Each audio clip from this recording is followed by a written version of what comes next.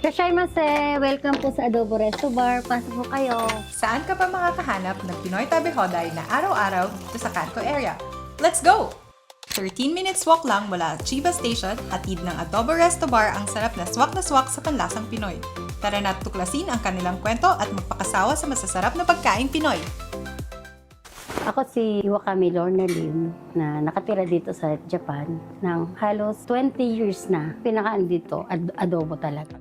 Meron kaming kaibigan dati na Hapon. Unang kain daw niya ng pagkain ng Pilipino, adobo. Doon siya nasarapan, natandaan niya yung pangalang adobo. Kaya yun na rin yung kinuha kong pangalan. Sa mga Pilipino, yun ang Adobo is Pinoy na adobo. Pinoy talaga siya. Sabi ko, hindi ako pwedeng ma-down. Kailangan lumaban ako sa buhay para sa dalawang anak ko. Kaya ako nagtayo ng sarili kong restaurant. Ikaw lang po talaga yung nagluluto. Oo, ako lang lahat. Pati yung pamamalengke. Basta ako lahat yan. Yung tabi-hoday nyo, araw-araw po. Araw-araw talaga. Martes hanggang Saturday. Nag-start po ng 12 noon hanggang gabi. Ang tabi-hoday ko po ay 1-3 lang sa babae, 1-5 sa lalaki. Ang mga menu ko po araw-araw ay iba-iba.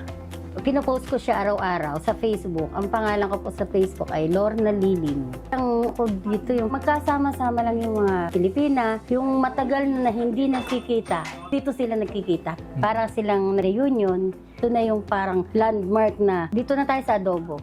Family tayo. Basta 2 beses sa taon, nagpapalibre ako ng tabi-hoday. Parang pasasalamat ko sa kanila. Buong 1 taon, pinangkilik nila ako. Ang reward sa akin, napag-aral ko yung mga anak ko kahit single mother ako.